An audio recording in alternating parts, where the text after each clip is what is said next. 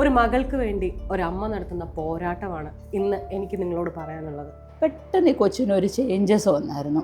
എനിക്ക് body pain, എനിക്ക് ഭയങ്കര പ്രശ്നങ്ങൾ, എന്തൊക്കെയോ വയ്യാഴിയോ പോലെ. വീട്ടിൽ നിന്ന് ഫോൺ വന്ന് കുഞ്ഞ് വീണെന്നും പറഞ്ഞുകൊണ്ട് വന്നു. ശരി, ഹോസ്പിറ്റലിൽ ഞാൻ തന്നെ പറഞ്ഞു കൊണ്ടുവരാൻ പറഞ്ഞ് രാത്രി 2 മണിക്ക് ഹോസ്പിറ്റലിൽ കൊണ്ടുവന്നു. കുഞ്ഞിനെ ഫ്രാക്ചറുണ്ട് കാലിന്, ദേഹത്തൊക്കെ നീലിച്ച പാടുകളെ. കൊച്ച് അവളിൽ നിന്ന് കരയുന്നതുകൊണ്ട്, വിഷമമുണ്ട്, വെപ്രാളുകൊണ്ട്, ഇതെല്ലാം ഉണ്ടായിരുന്നു അവൾക്ക്. അത് അത്രയ്ക്ക് നല്ലതായിട്ട് പേടിച്ചിട്ടുണ്ട്. ഡോക്ടർ പറഞ്ഞ് ഇവൾ ഒരിക്കലും ഇതൊരു ബാത്റൂമിൽ വീണതല്ല, ഇത് ഒരു ആക്സിഡൻ്റാന്ന് പറഞ്ഞു. ഇവളെടുത്ത വായിക്കൊന്നേ എന്നോട് പറഞ്ഞുള്ളൂ, ഞാൻ 20 വയസ്സ് വരെ ഞാൻ ജീവിച്ചിരിക്കില്ലല്ലോ എന്ന് പറഞ്ഞു. ഇങ്ങനൊരു വാക്ക് പറഞ്ഞ അവർക്ക് തന്നെ അറിയാം. ഇത് പറയാതിരുന്നപ്പം പിന്നെ അടുത്ത ഒരു തവണയും കൂടി ഇവരിത് ട്രൈ ചെയ്തു. പക്ഷെ കൊച്ച് ആ സമയത്ത് കറക്റ്റായിട്ട് അത് നോട്ടീസ് ചെയ്തിരുന്നു. കൂൾ ഡ്രിങ്ക്സിനെ വീണ്ടും കൊടുത്തും എതിർത്തപ്പോഴാണ് അമ്മയോട് ഞാൻ പറയുമെന്ന് പറഞ്ഞവള്. എനിക്കേറ്റവും വലിയ വിഷമം എന്താണെന്ന് പറയട്ടെ, എൻ്റെ കൂടെ താമസിച്ച സ്ത്രീയാണ് പറഞ്ഞത്, അവിടെ അമ്മയോട് പറയും കൊന്നുകളയാനാണ് പറഞ്ഞത്. കുഞ്ഞിനെ കാല് ചവിട്ടിയായിരുന്നു ഒടിച്ചത്. ഇക്കാലൊക്കെ ചിലയിടത്തൊക്കെ ദൈവമുണ്ടേ. ആ സമയത്ത് കൊച്ചിൻ്റെ കരച്ചിൽ വെളിയിൽ കേട്ടു. ഒരു മകൾക്ക് വേണ്ടി ഒരമ്മ നടത്തുന്ന പോരാട്ടമാണ് ഇന്ന് എനിക്ക് നിങ്ങളോട് പറയാനുള്ളത്. അത് കേൾക്കുക മാത്രമല്ല, മനസ്സിലാക്കുകയുടെ വേണം. ആ കഥ അല്ലെങ്കിൽ ആ ജീവിതം എനിക്കങ്ങനെ ഒറ്റ വാക്കി പറഞ്ഞു തീർക്കാൻ പറ്റില്ല. ഇപ്പം നമ്മൾ തന്നെ അതിജീവിതയ്ക്കൊപ്പം എന്ന് പറയുമ്പോൾ ആരാണ് അതിജീവിത എന്ന് പലർക്കും അറിയില്ല. പലപ്പോഴും ഓരോ കുഞ്ഞു കുഞ്ഞു വാക്കുകൾ കൊണ്ട് പോലും, നമ്മളുടെ കമൻറ്റുകൾ കൊണ്ട് പോലും ഒരു സ്ത്രീയെ വേദനിപ്പിക്കുന്നത് എത്രത്തോളമാണെന്ന് നേരിട്ടറിഞ്ഞ ഒരു വ്യക്തിയാണ്.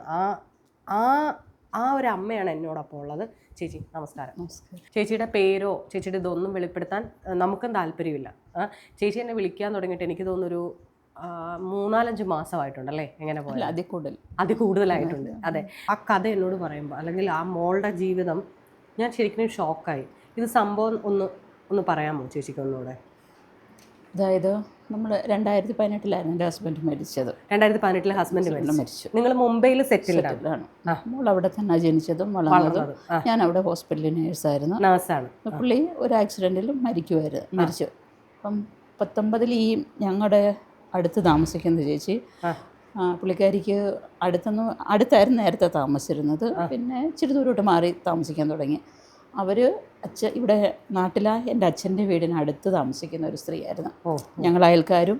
അപ്പം ഒരു ദിവസം പുള്ളി റെയിൽവേ ജോലിക്കാരിയായിരുന്നു പുള്ളിക്കാരി. പുള്ളിക്കാരനെ വിളിച്ചിട്ട് പറഞ്ഞു, ഇതുപോലെ എനിക്ക് ഇൻകം ടാക്സിൻ്റെ വലിയ കട്ടുകളൊക്കെ വന്നു, റെയിൽവേ അങ്ങനെയൊക്കെ പ്രശ്നമുണ്ട്. അപ്പം റൂം റെൻറ്റ് 4-5 മാസമായിട്ട് ഞാൻ കൊടുത്തില്ല. അപ്പം റൂം ഓണർ വന്നിട്ട് വേറെ താക്കോലിട്ട് പൂട്ടിക്കൊണ്ട് എനിക്ക് അവിടെ കയറാൻ പറ്റുന്നില്ല, ഞാൻ നിങ്ങളുടെ വീട്ടിലോട്ട് വന്ന് കുറച്ച് ദിവസം താമസിക്കട്ടെ എന്ന് ചോദിച്ചു. അപ്പം ഇപ്പം മോക്കത് ഇഷ്ടപ്പെട്ടില്ലായിരുന്നു ആ കാര്യം. കാരണം ഞങ്ങളുടെ അന്ന് മോള് എത്ര വയസ്സുണ്ടായിരുന്നു ചേച്ചി? മോള് അന്ന് 9ാം ക്ലാസ്സിൽ പഠിക്കുന്നു. 9ാം ക്ലാസ്സിൽ 14 വയസ്സ്. 9 8 പഠിക്കുന്നു. 13-14 വയസ്സ്. അപ്പം അവൾ പറഞ്ഞു വേണ്ട, നമ്മുടെ കൂടെ ആരും വരണ്ട എന്നൊരു ഇതിൽ വന്നു. അപ്പം ഞാൻ പുള്ളിക്കാരി അവർ ചോദിച്ചിട്ട് പോലും ഞാൻ വരണമെന്നും പറഞ്ഞില്ല, വരണ്ടെന്നും പറഞ്ഞില്ലായിരുന്നു. പക്ഷെ അന്നൊരു ജൂലൈ മാസമൊക്കെ ആയിരുന്നു. ആ ദിവസം ഭയങ്കര മഴയുള്ള ദിവസമായിരുന്നു. അപ്പം ഇവർ ഓഫീസിൽ നിന്ന് ഒരു 7-7:30 കഴിഞ്ഞപ്പം ഒരു ബാഗിൽ കുറേ തുണിയൊക്കെ ആയിട്ട് ഞങ്ങളുടെ വീട്ടിൽ വരികയാണ് ചെയ്തത്. അപ്പം വാതിക്കെ നിൽക്കുമ്പം എങ്ങനെ പറഞ്ഞു വിടാൻ പറ്റത്തില്ലായിരുന്നു. അപ്പം വരാൻ പറഞ്ഞു. അപ്പം അത് കഴിഞ്ഞപ്പം എനിക്ക് ഈ മോളെ നൈറ്റ് ഡ്യൂട്ടി ഉള്ള സമയത്ത് അവിടെ ബേബി സെറ്റിങ്ങിലാക്കിയിട്ടാണ് പോകുന്നത്.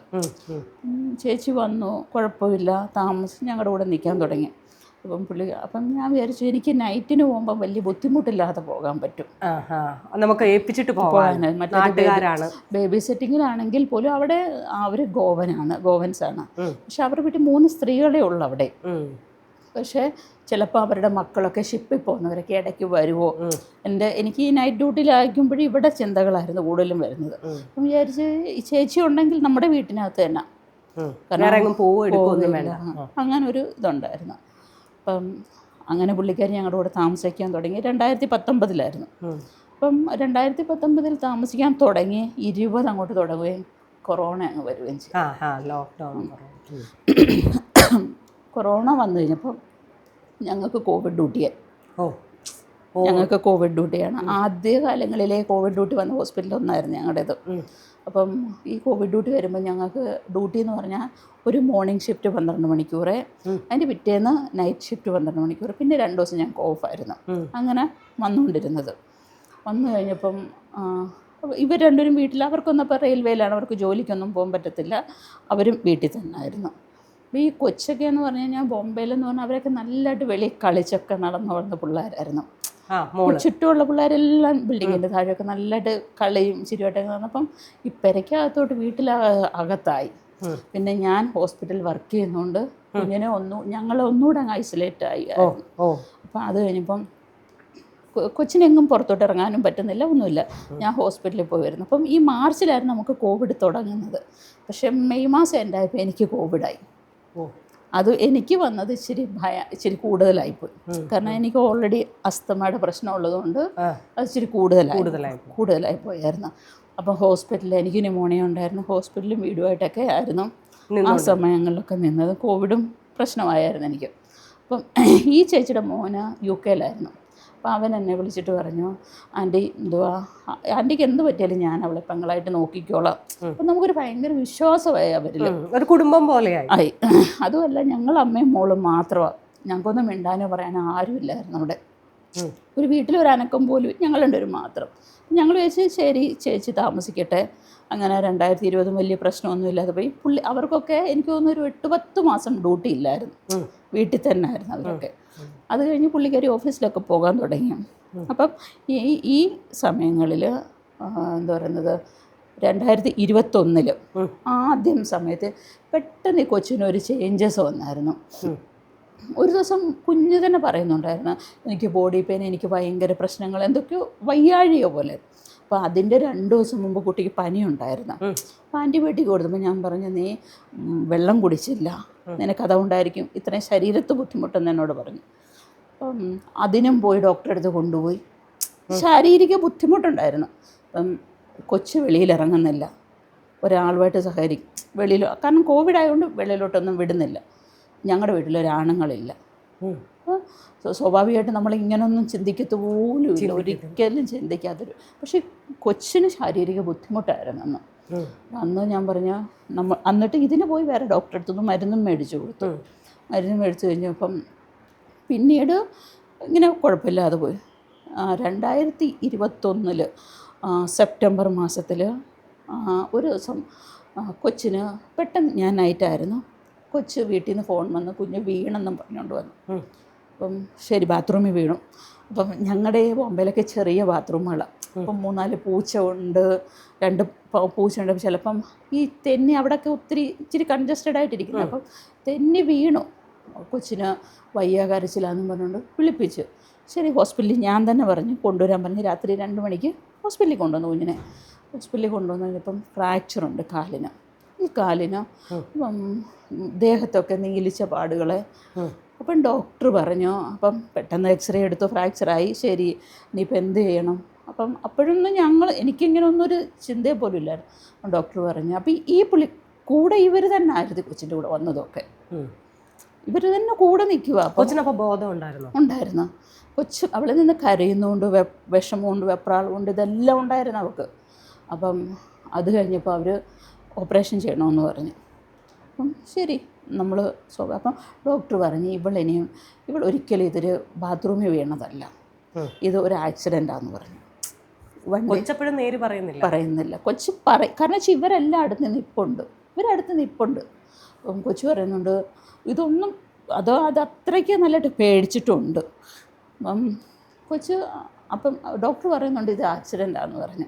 അപ്പം നമ്മൾ പെട്ടെന്ന് ചിന്തിച്ചിനിയും ഇവൾ കൂട്ടുകാരുടെ കൂടെ കാണാം വെളിയിൽ പോയിട്ടുണ്ടായിരുന്നോ, നമുക്കൊന്നും അറിയില്ലായിരുന്നു. ശരി, അപ്പോൾ ആ സിറ്റുവേഷനെ അപ്പം ഹാൻഡിൽ ചെയ്ത് പിറ്റേന്നത്തേക്ക് ഓപ്പറേഷൻ എടുത്ത്.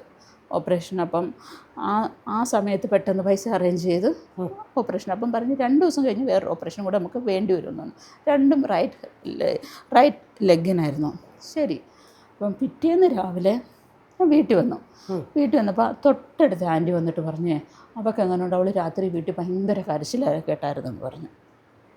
അപ്പം ഞാൻ പറഞ്ഞു കൊച്ചു അകത്ത് തന്നെ ആയിരുന്നു, വെളിയിൽ പോയിട്ടില്ല. പിന്നീട് ഇനിയും ചിലപ്പം ബാത്റൂമിൽ, അപ്പം ഞാൻ തന്നെ എല്ലാവരോടും പറഞ്ഞു ചിലപ്പം കൊച്ചു ബാത്റൂം, ആ സാധനങ്ങളൊക്കെ ഇത്രയും വെച്ചേക്കുന്നതുകൊണ്ട് ചിലപ്പോൾ എവിടെയെങ്കിലുമൊക്കെ അടിച്ച് വീണതായിരിക്കാം. ഇങ്ങനെ ഞങ്ങൾ അങ്ങനെ നിന്നു.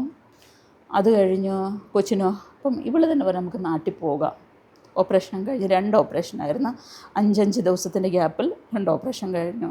അന്ന് തന്നെ ഞങ്ങൾ ഇപ്പം അവിടെ നിന്നൊക്കെ പൈസ പെട്ടെന്ന് എൻ്റെ കയ്യിലില്ലായിരുന്നു. ഇങ്ങനെ അഡ്ജസ്റ്റ് ചെയ്ത് ആ ഓപ്പറേഷൻ അങ്ങ് നടത്തി. ഓപ്പറേഷനൊക്കെ നടത്തി കഴിഞ്ഞപ്പോൾ ഇവൾ തന്നെ എന്നോട് പറഞ്ഞു നമുക്ക് നാട്ടിൽ പോകാം. അപ്പോൾ ഒരുവിധം നടക്കാറായപ്പോൾ ഞങ്ങൾ നാട്ടിൽ വരികയാണ് ചെയ്തത്. ഒന്ന് ഫ്ലൈറ്റിനായിരുന്നു ഞങ്ങൾ രണ്ടുപേരും നാട്ടിൽ വന്നു. നാട്ടിൽ വന്നു കഴിഞ്ഞപ്പം ഇവിടെ ഹരിപ്പാട് ഒരു ആശുപത്രി കൊണ്ട് കാണിച്ചു. അപ്പം ഡോക്ടർ പറഞ്ഞു ഇവിടെയും കാണിച്ചായിരുന്നു. കാണിച്ചു കഴിഞ്ഞപ്പം പെട്ടെന്ന് എല്ലാവരും പറഞ്ഞു ആയുർവേദത്തിൽ നിന്ന് കാണിക്കാൻ പറഞ്ഞു. ആയുർവേദം ചിലപ്പം കൊച്ചല്ലേ അവർക്ക് പ്രശ്നം വരരുതല്ലോ എന്നും കരുതി. അപ്പോൾ ഹരിപ്പാട് കരുനാഗപ്പള്ളി തന്നെ ട്രീറ്റ്മെൻറ്റായി. അപ്പം ആയുർവേദം നമ്മൾ അവിടെ കാണിച്ചിട്ട് വരുമ്പം ഇപ്പം തലേ ദിവസം ഇവളെന്നോട് പറഞ്ഞു എനിക്ക് ചൈനീസ് കഴിക്കണമെന്ന് പറഞ്ഞു. ഞാൻ പറഞ്ഞു മോനെ അതൊന്നും കഴിക്കരുത്, വല്ല ഇങ്ങനെ പേടിപ്പിക്കാൻ പറഞ്ഞു, വല്ല ക്യാൻസറൊക്കെ വരുമെന്ന് പറഞ്ഞു. അപ്പോൾ ഇവൾ എടുത്ത വായിക്കാൻ വന്നേ എന്നോട് പറഞ്ഞോളൂ ഞാൻ 20 വയസ്സ് വരെ ഞാൻ ജീവിച്ചിരിക്കില്ലല്ലോ എന്ന് പറഞ്ഞു. ഇങ്ങനൊരു വാക്ക് പറഞ്ഞു. അപ്പം പിറ്റേന്ന് എന്നോട് പറഞ്ഞു അമ്മ എന്നെ എവിടെയെങ്കിലും, ഞാനപ്പോൾ കരഞ്ഞു, എനിക്ക് വേറൊരു കുഞ്ഞുമില്ല. ഞാനപ്പോൾ കരഞ്ഞു. അപ്പം എന്നെ പറഞ്ഞു അമ്മ എന്നെ എവിടെയെങ്കിലും ഒന്ന് കൗൺസിലിങ്ങിന് കൊണ്ടുപോകാൻ പറ്റുമോ. അപ്പം ഇതിൻ്റെ ഇടയ്ക്ക് വേറെ കാര്യമുണ്ട്. ഈ ഫസ്റ്റ് നമ്മൾ ആ ശാരീരിക ബുദ്ധിമുട്ട് വന്നില്ലേ, ആ സമയത്ത് ഇവൾ ഇതേ വാക്കെന്നോട് പറഞ്ഞു അത് എന്നെ കൗൺസിലിങ്ങിന് കൊണ്ടുപോകും പറഞ്ഞു. അപ്പം അവിടെയൊക്കെ അന്വേഷിച്ചപ്പോൾ ഒരു നല്ലൊരു ഡോക്ടറെ അടുത്തായിരുന്നു, മുംബൈ തന്നെ, നവി മുംബൈ തന്നെ ഒരു ഡോക്ടറെ അടുത്ത് കൊണ്ടുപോയത്. പക്ഷെ അവിടെ ചെന്നപ്പോൾ അത് ഫേമസ് ആയിട്ടൊരു ഡോക്ടറായിരുന്നു, പക്ഷെ അത് മെയിൽ ഡോക്ടറായിരുന്നു. പറയാൻ ബുദ്ധിമുട്ട് ഈ കുട്ടിയുടെ ശരീരത്തിൻ്റെ അസ്വസ്ഥതകൾ അവർക്ക് എക്സ്പ്ലെയിൻ പുള്ളിയോട് ചെയ്യാൻ പറ്റാതായി. അവിടെ ഒരു പ്രശ്നമായിരുന്നു. അതേപോലെ തന്നെ ഇപ്പോൾ ഇവിടെ വന്നപ്പോഴും പറഞ്ഞു എനിക്ക് ഫീമെയിലായിട്ടുള്ള ഡോക്ടേഴ്സിനെ മതിയെന്ന് പറഞ്ഞു. അപ്പം ഞങ്ങൾ അങ്ങനെ നോക്കി കരുനാഗപ്പള്ളിയിൽ ആശുപത്രി പോയിട്ട് വരുന്ന വഴിക്ക് അതിനടുത്ത് തന്നെ ഒരു കൗൺസിലിംഗ് സെൻറ്റർ കണ്ട്. അപ്പോൾ ആ ഒരു അടുത്ത് പോയി അപ്പോയിൻമെൻ്റ് എടുത്തപ്പം പറഞ്ഞു വൈകിട്ട് 7 മണിക്ക് കൊണ്ടുവരണേന്ന് പറഞ്ഞു. 7 മണിക്ക് കൊണ്ടുവന്നു. അപ്പം കൗൺസിലിംഗ് അവർ നടത്തിക്കോ, ആദ്യത്തെ കൗൺസിലിംഗ്. പക്ഷേ ഈ കൊച്ചിൻ്റെ നടപ്പ് ഇങ്ങനെ ഒരു വല്ലാത്തൊരു നടപ്പായിരുന്നു. ആ നടപ്പ് കണ്ടപ്പോഴേ അവർക്കെന്തോ ഒരു സംശയം തോന്നിയിരുന്നു. പക്ഷെ പുള്ളിക്കാരി അന്നൊന്നും ചോദിച്ചില്ലായിരുന്നു. ഒരു 2, 3, 4 കൗൺസിലിംഗ് ഇവർ നല്ലതായിട്ട് അടുത്തിട്ട് പതുക്കെ ഓരോ കാര്യങ്ങൾ ചോദിച്ചു. അപ്പം അന്നാണ് കൊച്ച് 4-5 കൗൺസിലിങ്ങിന് ശേഷമാണ് കുട്ടി ഈ കാര്യങ്ങളെല്ലാം അവരോട് പറയുന്നത്. ഇങ്ങനെ എനിക്ക് ഇതുപോലെ ആദ്യത്തെ തവണ വിജീന പുള്ളിക്കാരിയുടെ പേര്. അതായത് ഈ അമ്മയുടെ മകൾക്ക് വീട്ടിൽ കയറി താമസിക്കാൻ ഒരു എന്താ പറയുക, നമ്മൾ മനുഷ്യത്വപരമായിട്ടൊരാളെ വീട്ടിൽ കയറി താമസിപ്പിച്ച, വീടില്ലാത്ത ഒരാളെ കയറി താമസിച്ചപ്പോൾ അവരുടെ ആൺ സുഹൃത്തും അല്ലേ, അവരുടെ കൂട്ടുകാരിയുടെ ആൺ സുഹൃത്ത്, അങ്ങനെ 2 ആണുങ്ങൾ, 2 പെണ്ണും ഒരു സ്ത്രീയും. കൂട്ടുകാരിയും ആൺ സുഹൃത്തും കൂടെ വന്ന് ഈ ചേച്ചിയുടെ മകൾക്ക് ഉറക്കത്തിൽ ഗുളിക നൽകി ആ കുട്ടീനെ ലൈംഗികമായി പീഡിപ്പിച്ചു. ഇത് കണ്ടുപിടിച്ച മകളെ അവർ ചവിട്ടി ഒടിക്കുകയാണ് ചെയ്തത്. അത് ഈ അമ്മ അറിയുന്നത് എത്രയോ നാളുകൾ, 5-6 മാസങ്ങൾക്ക് ശേഷമാണ്. ആ നിയമ പോരാട്ടമാണ് ഇന്നും അമ്മ നടത്തിക്കൊണ്ടിരിക്കുന്നത്. അതിന് വേണ്ടിയിട്ട് സ്വന്തമായിട്ടുണ്ടായിരുന്ന വീട് വിറ്റു. ഇപ്പം വീട് ജപ്തിയിലാണ്, പലരോടും കടം മേടിച്ചിട്ട് ഇങ്ങനെ അങ്ങ് ജീവിക്കുവാണ്. ഞാൻ ആദ്യമേ തന്നെ ഇത് പറയാത്തത് എന്താണെന്ന് വെച്ചാൽ, ചേച്ചി എനിക്കിതറിയാം, നിങ്ങളോടിത് പറഞ്ഞായിരുന്നു ചേച്ചി. അപ്പോൾ എനിക്കത് വിശ്വസിക്കാനേ പറ്റുന്നില്ല. കാരണം മുംബൈയിലൊക്കെ ജനിച്ച് വളർന്നൊരു പെൺകുട്ടിക്ക് ഓട്ടോമാറ്റിക്കലി അവർ കുറച്ചുകൂടെ എക്സ്പോസ്. ഇപ്പം നമ്മൾ കോട്ടയത്തുള്ള ഒരാളല്ല കൊച്ചിയിലൊരു കുട്ടി, അതുപോലെയല്ല കൊച്ചിയിലുള്ള ഒരാളല്ല മുംബൈയിലുള്ളതും. നമ്മൾ ആ ഒരു സർക്കംസ്റ്റാൻസസ് വളരുമ്പോൾ നമ്മുടെ വിചാരം അവർ കുറച്ചുകൂടെ അവർക്ക് ഇതൊക്കെ മനസ്സിലാവുമെന്നായിരുന്നു ഞാൻ വിചാരിച്ചത്. പക്ഷേ ചേച്ചി ഇപ്പം ഈ പറഞ്ഞ പോലെ ആ മോള് കൗൺസിലിങ്ങിൽ എന്താ ശരിക്കും പറഞ്ഞത്? അന്ന് കൗൺസിലിങ്ങിന് പറഞ്ഞത്, അതായത് ആദ്യത്തെ തവണ ഇതുപോലെ കുട്ടിക്ക്, അതായത് ഈ സ്ത്രീയുടെ കൂട്ടുകാരിയുണ്ട്, ശോഭന എന്ന് പറയുന്ന ഒരു സ്ത്രീ, അവർ ഗുജറാത്തിയാണ്. അപ്പോൾ ഈ കോവിഡിൻ്റെ സമയത്ത് ഇടയ്ക്കൊക്കെ വീട്ടിൽ വരുമായിരുന്നു. അപ്പോൾ വന്ന് സംസാരിച്ചു കുറേ നേരം കഴിഞ്ഞ് പോകുമായിരുന്നു. അപ്പോൾ അന്നത്തെ ദിവസം ഇവർ ആദ്യത്തെ തവണ വന്ന സമയത്ത് എനിക്കൊരു ചെറിയൊരു മൈനർ സർജറി ഉണ്ടായിരുന്നു. അത് എൻ്റെ ഹോസ്പിറ്റലിൽ തന്നെ ആയിരുന്നു. അപ്പോൾ ഇവർ അന്നല്ല കോവിഡ് ടെസ്റ്റൊക്കെ കഴിഞ്ഞ് ആകത്തുള്ളൂ. അപ്പം ഞാൻ അഡ്മിറ്റ് ആയിക്കഴിഞ്ഞ് ഇപ്പോൾ രാത്രി 9 മണിക്ക് ഞാൻ അഡ്മിറ്റായി. അപ്പം ഈ ചേച്ചിയും മോളും കൂടെ എന്നെ അവിടെ രാത്രി അഡ്മിറ്റാക്കാൻ അവിടെ ഉണ്ടായിരുന്നു. അതിനുശേഷം ഇവരോട് ഞാൻ പറഞ്ഞു വീട്ടിൽ പോകാൻ പറഞ്ഞു. അപ്പോൾ ഇവർ പോകാനൊരുങ്ങിയപ്പോൾ ആ സ്ത്രീയും വന്നായിരുന്നു, അവരുടെ കൂട്ടുകാരി. അവരതിനടുത്താണ് താമസിക്കുന്നത്. അവരും വന്നിട്ട് എല്ലാവരും 10 മണിയായപ്പോഴാണ് വീട്ടിലോട്ട് പോയതും. അപ്പോൾ ഈ സ്ത്രീയെ വിളിക്കാനായിട്ട് വെളിയിൽ അവരുടെ ആ കാമുകൻ എന്ന് പറയുന്ന ആളും ഉണ്ടായിരുന്നു, ബൈക്ക് വിളിക്കാനായിട്ട്. അപ്പം മോളും ചേച്ചിയും കൂടെ, ഈ ഞങ്ങളുടെ കൂടെ താമസിച്ച സ്ത്രീ, അവർ ഓട്ടോയ്ക്കും കയറിപ്പോയി, മറ്റൊരു ബൈക്കിനും അവിടെ വെച്ചങ്ങ് പോയി. പക്ഷെ ആ രാത്രിയിലാണ് ഞാൻ അവിടെ ഇല്ല, അങ്ങനൊരു അയാൾ ആ കുട്ടിയെ കാണുന്നത്, ആ മനുഷ്യൻ അയാളെ കുട്ടിയെ കാണുന്ന ആ ഞങ്ങളുടെ ഹോസ്പിറ്റലിൻ്റെ മുമ്പേ ചെന്ന് കാണുന്നു രാത്രിയിൽ. എന്നിട്ട് രാത്രി വന്നപ്പം കുറച്ച് കഴിഞ്ഞപ്പോൾ ഈ വീട്ടിൽ വന്നു കഴിഞ്ഞപ്പം ഈ ശോഭനയെ ഇവരുടെ കൂടെ വന്നിട്ട് എല്ലാവരും കൂടെ കൂൾ ഡ്രിങ്ക്സ് മേടിച്ചു. 10-11 കഴിഞ്ഞപ്പോൾ കൂൾ ഡ്രിങ്ക്സ് മേടിച്ച് കുടിക്കാൻ പറഞ്ഞു. എന്തോ കൊക്കോള എന്താ കൊടുത്ത്. കുഞ്ഞുറങ്ങിക്കഴിഞ്ഞപ്പം അപ്പം പിറ്റേന്ന് രാവിലെ എനിക്ക് സർജറിയായി. കുട്ടിക്ക് ഇങ്ങനെ തന്നെ ആ രാത്രി സംഭവിച്ചു. പക്ഷേ സംഭവിച്ചു കഴിഞ്ഞപ്പോൾ ഇവർക്ക് ആ ബോഡി പെയിൻ ഉണ്ടായിരുന്നു ശരിക്കും. പക്ഷേ ഈ മോക്കറിയില്ല, അബോധാവസ്ഥയിലായതുകൊണ്ട് കുട്ടി ശരിക്കും പറഞ്ഞാൽ അവൾ കൺഫ്യൂഷനായിപ്പോയി. എനിക്കിത് സംഭവിച്ചതാണോ അതോ സ്വപ്നം കണ്ടതാണോ അതോ എനിക്ക് തോന്നുന്നതാണോ എന്നുള്ള ഇങ്ങനെ ഒരു പ്രശ്നമായിരുന്നു. അപ്പം പിറ്റേന്ന് രാവിലെ എൻ്റെ ഓപ്പറേഷൻ്റെ സമയത്ത് ഞങ്ങളുടെ കൂടെ താമസിച്ച വിജി വന്നായിരുന്നു. പക്ഷേ കൊച്ചു വന്നില്ല. അപ്പം ഞാൻ ചോദിച്ചപ്പോൾ കൊച്ചെന്തേന്ന് ചോദിച്ചപ്പോൾ അവൾ ഉറങ്ങുവാന്ന് മാത്രമേ പറഞ്ഞുള്ളൂ. കാരണം കൊച്ച് ആ ഒരു കണ്ടിന്യൂസ് സെഡേഷനിലായിരുന്നു. അങ്ങനായിരുന്നു ആദ്യത്തെ ഇൻസിഡൻറ്റ്. പക്ഷേ ഇവർ പിന്നെ വെയിറ്റ് ചെയ്തു. അപ്പം ഇവളെ ഞങ്ങൾ കൗൺസിലിങ്ങിന് ഇപ്പം ഇവിടെ ഈ മനസ്സിലുള്ള എനിക്കിങ്ങനെ പറ്റിയോ ഇതിങ്ങനെ ആണോ എന്ന് പറയാൻ ഡോക്ടറോട് ചോദിക്കാനാണ് കൗൺസിലിങ്ങിന് വെച്ചത്. അവിടെ ചെന്നപ്പം മെയിൽ ഡോക്ടറായിരുന്നു. അതുകൊണ്ട് ചോദിക്കാനും പറ്റില്ല. എന്നിട്ട് ഇവർ വെയിറ്റ് ചെയ്തു. കാരണം കൊച്ച് അതായത് പറയുന്നില്ല, പ്രശ്നം ഉണ്ടാക്കുന്നില്ല. അപ്പോൾ ഇവൾക്ക് തന്നെ തോന്നി എന്തെങ്കിലും യൂറിനറി ഇൻഫെക്ഷൻ പോലെ എന്തെങ്കിലും ആയതാണ്. കൊച്ചതിനെ ഒരു ഇതിലങ്ങ് പോയി. പക്ഷേ ഡ്രസ്സ് പോലും ഇടാൻ പാകത്തിന് ആ കുട്ടിക്ക് വയ്യായിരുന്നു. ആ സമയങ്ങളിൽ അവൾ ഡ്രസ്സിന് പോലും ഭയങ്കര ബുദ്ധിമുട്ടായിരുന്നു ആ ശരീരത്തിടാനായിട്ട്. അങ്ങനെയൊക്കെ ഒരു ബുദ്ധിമുട്ട് അന്ന് വന്നായിരുന്നു. ഈ പറയുന്ന ഗുജറാത്തിയുടെ ആൺ സുഹൃത്ത് ഗുജറാത്തി ഉണ്ടായിരുന്നു, മലയാളി ആരായിരുന്നു? ഗുജറാത്തിയുടെ. അപ്പോൾ ഇവർ 3 പേരും കൂടെ അബ്യൂസ് ചെയ്തതാണോ ഇയാൾ മാത്രം? ഇവർ എല്ലാവരും കള്ളു കുടിച്ചിരുന്നു. അപ്പം ആ രാത്രിയിൽ എന്ത് സംഭവിച്ചെന്ന് കൊച്ചിന് പോലും വ്യക്തമായിട്ട് ഓർമ്മയില്ല. ആർക്കും അറിയില്ല അത് സത്യം. അതിനുശേഷം നമ്മൾ പിറ്റേത്തെ തവണ പറയാത്തതുകൊണ്ട് ഇവർക്ക് ഭയങ്കര ഒരു അഡ്വാൻറ്റേജ് തോന്നി. അപ്പോൾ കാരണം അവർക്ക് തന്നെ അറിയാം ഇത് പറയാതിരുന്നപ്പം പിന്നെ അടുത്ത ഒരു തവണയും കൂടി ഇവരിത് ട്രൈ ചെയ്തു. പക്ഷെ കൊച്ച് ആ സമയത്ത് കറക്റ്റായിട്ട് അത് നോട്ടീസ് ചെയ്തിരുന്നു. കൂൾ ഡ്രിങ്ക്സ് കുടിച്ച് കഴിഞ്ഞപ്പം സ്വാഭാവികമായിട്ട് വീണ്ടും ഉള്ള അതേപോലത്തെ ഒരു അബോധാവസ്ഥ വന്നു. ഇത് പിറ്റേന്ന് അവൾക്ക് മനസ്സിലായി. പിന്നെ അവൾ നെറ്റിലൊക്കെ സെർച്ച് ചെയ്തത് ഇങ്ങനെ വരുമോ. അപ്പം അവൾക്ക് തന്നെ ബോധ്യമായി ഞാൻ ഇങ്ങനെ ആയി, അബ്യൂസ് ചെയ്യപ്പെട്ടു. അത് കഴിഞ്ഞ് വീണ്ടും ഒരു 5-6 മാസം ഇവർ അനങ്ങാതെ പോയി. പിന്നീട് ആരാന്ന് കുട്ടിക്ക് അറിയില്ലായിരുന്നു. ഒരു 10-14 വയസ്സുള്ള ഒരു കുഞ്ഞിനോട് ഇങ്ങനെയൊക്കെ.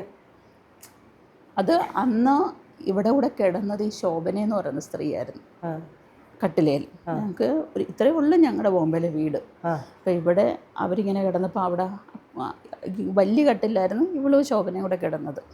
അപ്പം അവൾക്ക് തോന്നി ഇനി ആരാണിത്, സ്ത്രീയല്ലേ, ഇങ്ങനെയൊക്കെ ഒരു മനസ്സിലുണ്ടായിരുന്നു. അത് കഴിഞ്ഞപ്പോൾ മൂന്നാമത്തെ തവണ ഒരു 4-5 മാസത്തിന് ശേഷം 3-ാമത്തെ തവണയായിരുന്നു കൊച്ച് എതിർത്തത്. കൂൾ ഡ്രിങ്ക്സിനെ വീണ്ടും കൊടുത്തപ്പോൾ എതിർത്തപ്പോഴാണ് അമ്മയോട് ഞാൻ പറയുമെന്ന് പറഞ്ഞവൾ എന്നോട് പറയുമെന്ന് പറഞ്ഞപ്പം അപ്പോഴാണ് അയാളെ വിളിച്ചു വരുത്തിയത്. അന്നാണ് അവർ കുട്ടി ഉപദ്രവിക്കുന്നത്. അപ്പം എനിക്കേറ്റവും വലിയ വിഷമം എന്താണെന്ന് പറയട്ടെ, എൻ്റെ കൂടെ താമസിച്ച സ്ത്രീയാണ് പറഞ്ഞത് അവിടെ അമ്മയോട് പറയും കൊന്നു കളയാനാണ് പറഞ്ഞത്. കൊല്ലാം അങ്ങനെ ഒരു പ്ലാനായിരുന്നു അവർക്ക് ആ കുട്ടിക്ക്. പക്ഷേ ചിലയിടത്തൊക്കെ ദൈവമുണ്ടേ. ആ സമയത്ത് കൊച്ചിൻ്റെ കരച്ചിൽ വെളിയിൽ കേട്ട് കൊച്ചിനെ അടിച്ചു. അവർ കുഞ്ഞിനെ കാല് ചവിട്ടിയായിരുന്നു ഓടിച്ചത്. ഈ കാല് ചവിട്ടി ഓടിച്ച് ഈ കാൽ ചവിട്ടി ഓടിച്ചു കഴിഞ്ഞ ശേഷം കുഞ്ഞെങ്ങനെ മനുഷ്യരല്ലേ അവർ പിന്നെ അടുത്ത ആൻറ്റി വന്ന് തിരക്കി ചോദിച്ചു എന്താ പറ്റി, ബഹളം കേൾക്കുന്നല്ലോ അവിടെ എന്ന് പറഞ്ഞു. അതുകൊണ്ടാണ് അവർ ബാത്റൂമിൽ വീണം എന്നുള്ള കഥയുമായിട്ട് ഇറങ്ങിയത്. പക്ഷേ ഇവർ തന്നെ കണ്ടിന്യൂ ഈ കൊച്ചിനെ ബ്ലാക്ക് മെയിലും ചെയ്തുകൊണ്ടിരിക്കുമായിരുന്നു. ഫോട്ടോയുണ്ട് ഞങ്ങളുടെ കയ്യിൽ. അതാണ്. പക്ഷേ അത് ശരിക്കും പറഞ്ഞാൽ ഫോട്ടോ ഉണ്ടായിരുന്നു, അവരുടെ ഫോട്ടോ ഉണ്ടായിരുന്നു.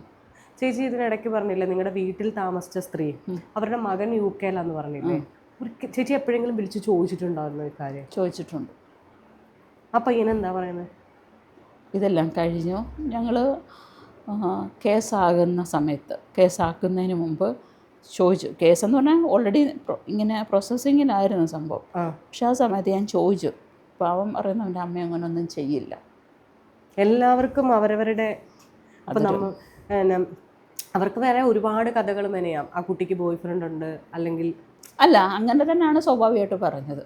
പക്ഷെ അവർക്ക് ജയിക്കാൻ പറ്റാതെ പോയത് ആ സമയം കോവിഡ് സമയമായിരുന്നു. എങ്ങും പോയിട്ടില്ല എന്നുള്ളത് കൊണ്ടാണ്. അതെ ചേച്ചി. എന്നിട്ട് ഈ മോള് മറ്റേ നമ്മുടെ ഇതില്ലേ കൗൺസിലിങ്ങിൻ്റെ സമയത്ത് ഇത് ഏറ്റു പറഞ്ഞല്ലോ. ഏറ്റു പറഞ്ഞിട്ട് ഡോക്ടറാണോ ചേച്ചിയോട് ഇത് പറയുന്നത്? എനിക്ക് പിന്നെ കൗൺസിലിംഗ് ആദ്യം തന്നു. എനിക്ക് കൗൺസിലിങ്ങിൻ്റെ എന്നെ ഒരുപാട്, അപ്പം എൻ്റെ ഒരു ബന്ധുവിൻ്റെ വണ്ടിയിലാണ് അന്ന് പോയത്. അന്ന് ഞങ്ങൾ ആ കൗൺസിലിങ്ങിന്. അപ്പോൾ അന്ന് രാത്രി ഓട്ടോ കിട്ടാഞ്ഞപ്പോൾ ഞാൻ പറഞ്ഞേട്ടാ അവിടെ ഒന്ന് വിടണേന്ന് പറഞ്ഞു. പുള്ളിയുടെ ഓട്ടോയിലാണ് ഞങ്ങൾ വണ്ടിയിലാണ് പോയത്. അപ്പോൾ അവിടെ നിർത്തി സംസാരിച്ച് അപ്പോഴാണ് അവരെന്നോട് പറഞ്ഞത് കുട്ടി ഇങ്ങനെ അബ്യൂസ് ചെയ്യപ്പെട്ടിട്ടുണ്ടെന്ന് പറഞ്ഞു. അപ്പം ഇങ്ങനെ അപ്പോൾ അവിടെ വെച്ചാണ് ഞാൻ അറിയുന്നത് ഇങ്ങനെയൊക്കെ എൻ്റെ വീട്ടിൽ സംഭവിച്ചോ. ഞാനിത് ആ രാത്രി എന്നൊക്കെ പറഞ്ഞാലേ ഞാൻ എന്നിട്ട് വണ്ടിയെ കയറിയിരുന്നു. ആ ചേട്ടൻ എന്നോട്, പുള്ളി അകത്തോട്ട് വന്നില്ല. അപ്പം ഞാൻ മോള് ബാക്കിയിരുന്നു, ഞാൻ ആ ചേട്ടനോട് ഫ്രണ്ട് സീറ്റ് ഇരുന്നിട്ട് കരുനാഗപ്പള്ളി ഞങ്ങൾ ഹരിപ്പാട് വരെ വന്നു.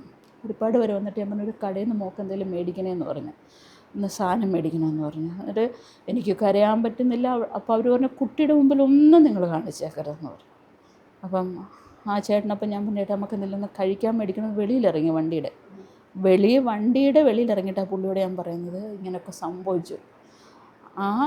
ആ പുള്ളിക്കാരൻ അന്ന് അങ്ങനെ പിടിച്ചു നിർത്തിയത് കൊണ്ട് ഞാൻ ജീവനോട്, അല്ലായിരുന്നു ആ രാത്രിയൊക്കെ പുള്ളി പെട്ടെന്ന് പുള്ളിയുടെ വൈഫിനോട് പറഞ്ഞ് അവർ രണ്ടുപേരും കൂടെ നിന്ന് ആ രാത്രിയിൽ എന്താ പറയുന്നത് ഉറങ്ങാതെ എന്നെ നോക്കുമായിരുന്നു.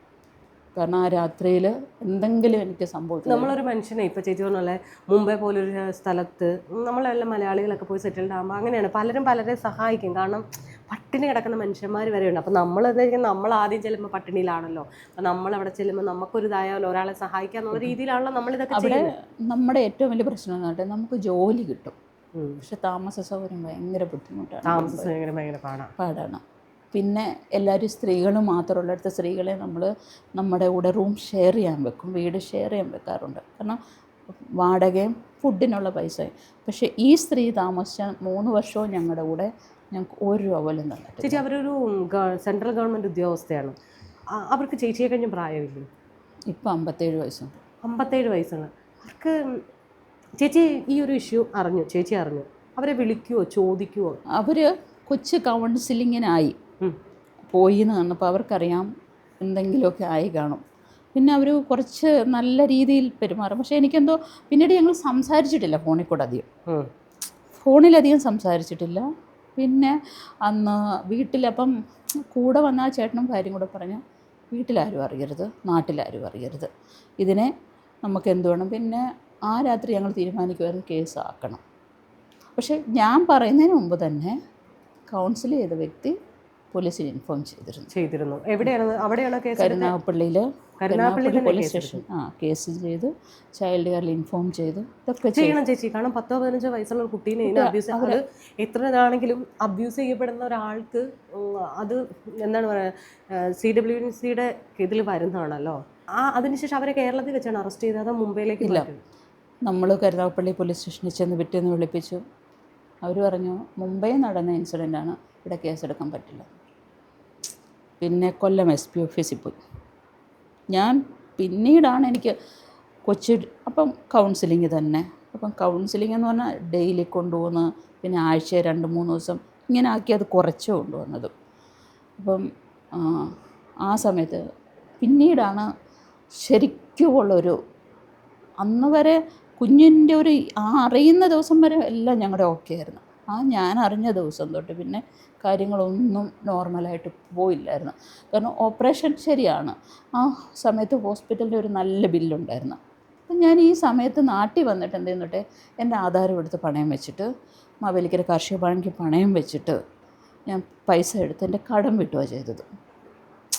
ഓപ്പറേഷൻ അവിടെ ഹോസ്പിറ്റലിൽ ബില്ലും അടയ്ക്കാനുണ്ടായിരുന്നു. എല്ലാം ആ സമയത്ത് അങ്ങ് ക്ലിയർ ആക്കി. കൊച്ചിന് 4-5 മാസം ഞങ്ങൾക്ക് ഒക്ടോബർ 5-നാണ് ഞാനിത് അറിയുന്നത്, 2022. പിന്നെ കൗൺസിലിങ് കണ്ടിന്യൂ. ഇതിൻ്റെ ഇടയ്ക്ക് ഞാൻ SP ഓഫീസിൽ പോയായിരുന്നു. SP ഓഫീസിൽ പോയപ്പം പേര് പറയുന്നില്ല, പ്രമുഖയായിട്ടൊരു വ്യക്തിയാണ്. പുള്ളിക്കാർ പറഞ്ഞു മുംബൈ നടന്നുകൊണ്ട് ഞങ്ങൾക്കിതൊന്നും ചെയ്യാൻ പറ്റത്തില്ല. ശരി. പിന്നീട് തിരുവനന്തപുരത്ത് ഏറ്റവും അറിയപ്പെടുന്ന ഒരു BJP നേതാവിനെ പോയി കണ്ടു. പുള്ളി പറഞ്ഞ കേസ് തുടങ്ങുമ്പോൾ ഞങ്ങൾ എന്തെങ്കിലും ചെയ്യാം. ശരി. പിന്നെ അപ്പോഴത്തേനും സാമ്പത്തികമായിട്ട് തളർന്ന കൊച്ചിൻ്റെ കൗൺസിലിങ്, കൂട്ടത്തിൽ ഫിസിയോതെറാപ്പിയെ, ആയുർവേദ ട്രീറ്റ്മെൻറ്റ് എല്ലാം ആയിട്ട് ഞങ്ങൾ പിന്നെ വീണ്ടും മുംബൈക്ക് പോകുമായിരുന്നു. മോൾക്ക് ശരിക്കും ആ കാല് ചവിട്ടി ഒടിച്ചപ്പോൾ എന്തായിരുന്നു പറ്റിയ ഞരമ്പിന്? അത് ഈ ഒരു നമ്മൾ കൗൺസിലിങ് ഫിസിയോതെറാപ്പി ചെയ്തുകൊണ്ടിരിക്കുക. അപ്പോൾ അതിൻ്റെ ഒരു ഞരമ്പ് ഇതായി, എന്താ പറയുന്നത്, ഒരു നെർവ് ബ്ലോക്ക്, നെർവിന് ഡാമേജ് പറ്റി. അതുകൊണ്ട് ഇപ്പം നടക്കാൻ ഇപ്പം ഇതിൻ്റെ 3ാമത്തെ സർജറിക്ക് ശേഷമാണ് ഇപ്പം നടക്കുന്നത്. 3ാമത്തെ സർജറി. അതുവരെ കുട്ടി നടക്കത്തില്ല. നടക്കും. കുഞ്ഞു കുട്ടികൾ നടക്കുമ്പോൾ പിച്ച് വെക്കുന്ന പോലെ ഒരു പ്രശ്നം വരുമായിരുന്നു. പിന്നെ എന്താ പറയുന്നത്, ചില സമയങ്ങളിൽ ബോധം കെട്ട് വീഴും ശരീരം, അങ്ങനെയൊക്കെ ഒത്തിരി പ്രശ്നങ്ങൾ വന്നിട്ടുണ്ടായിരുന്നു. നാട്ടിലാർക്കും അന്നേരം അറിയില്ലായിരുന്നു അത്. ഇതൊക്കെ ഈ അത്രയും കാലം അനുഭവിച്ചൊന്നും അല്ലായിരുന്നു പിന്നെ മുന്നോട്ട് കിടന്ന ജീവിതം.